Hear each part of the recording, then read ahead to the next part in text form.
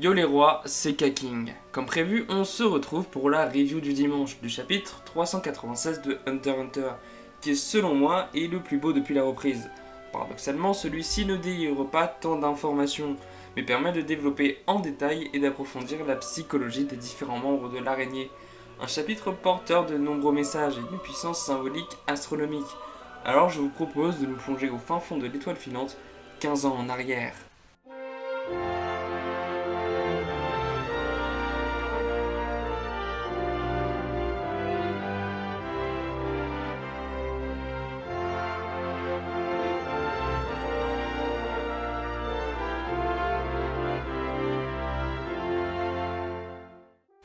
Nobunaga nous avait offert sur un plateau dans le chapitre précédent une véritable pépite artistique.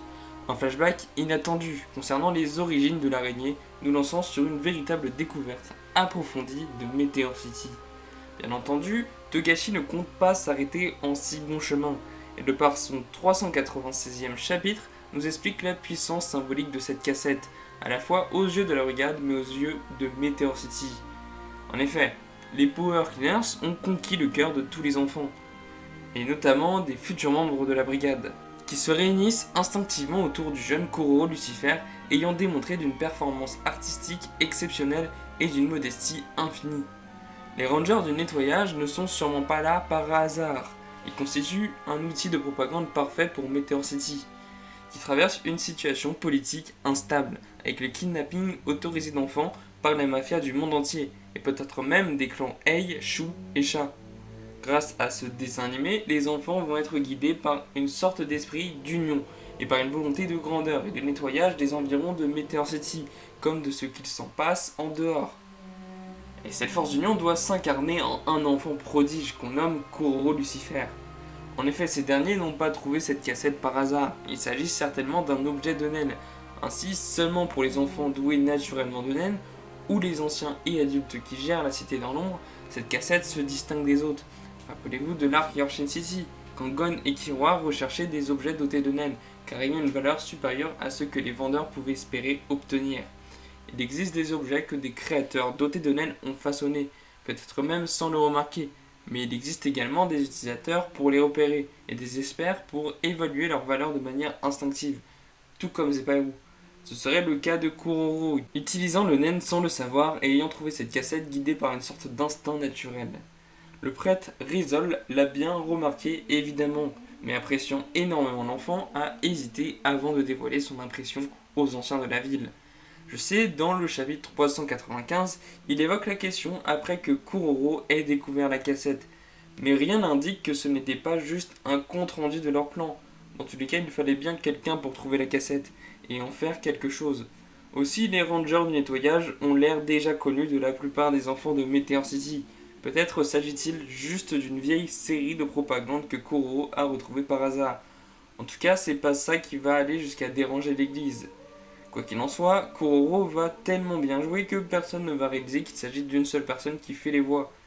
Il y aura un problème de maintenance, car le matériel de Meteor City est légèrement défectueux. Mais attention, il peut s'agir d'un sabotage. Et oui, quelqu'un ne voulant pas de cette action de propagande, peut-être ayant pour rôle d'assurer la stabilité de l'étoile filante tout en régulant le trafic d'enfants, aurait pu le saboter. À moins que ce soit juste Uvogin qui y soit pour quelque chose, juste pour casser les couilles à Kuroro qui lui a volé sa cassette. Aussi, il va être le premier à aller à la provocation. Machi va lui dire de se taire, car elle y est certainement pour quelque chose dans ce complot. Quoi qu'il en soit, Kuroro va répondre violemment, et Uvogin aura du mal à se relever du coup qu'il le frappera le plus fort que n'importe quel coup qu'il ait déjà reçu. En effet, Kuroro et son équipe vont simplement aller jusqu'à remplacer la bande son et faire le doublage en direct. Les gens vont alors se rendre compte que le nettoyeur bleu, le nettoyeur vert, le jaune et le rouge sont joués par la même personne. Mais stupéfiant. En effet, Kuroro va les jouer, en plus du monstre graffiti voulant peindre le monde de noir, et ayant kidnappé la nettoyeuse rose, jouée par Pakunoda. Quand Kuroro jouera le monstre, une sorte d'aura de folie va l'envelopper, certainement des débuts de naine que les futurs membres de l'araignée vont ressentir et en être comme frappés. Ce qui est également frappant, c'est sa faculté à s'approprier des personnages, comme il l'avait fait à Yorshin City, pour devenir l'ami de Néon d'Ostrade, donc un rôle particulièrement difficile à interpréter. On découvre ici que c'est dans sa nature de jouer l'acteur, qu'il manie l'art à la perfection et que son existence est peut-être déterminée à ça.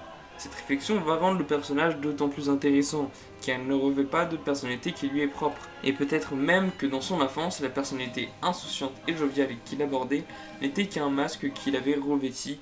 Je ne pense pas, pour moi il s'agit d'un gosse normal dans son comportement, qui vit par procuration avec le bonheur des autres.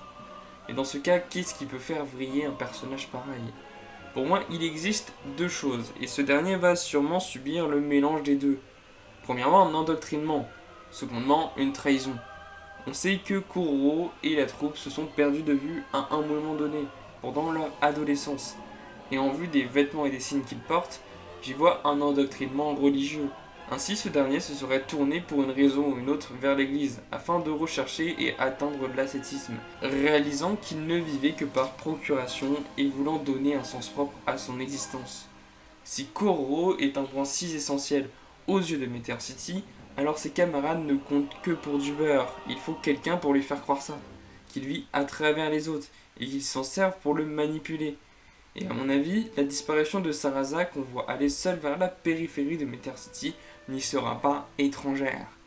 En voyant Kuroro se mettre en danger et prendre des décisions irrationnelles, ça va forcément amener les hautes instances de Meteor City, pour qui il pourrait être un pion essentiel, à vouloir le maintenir vivant pour pouvoir l'utiliser à leur guise.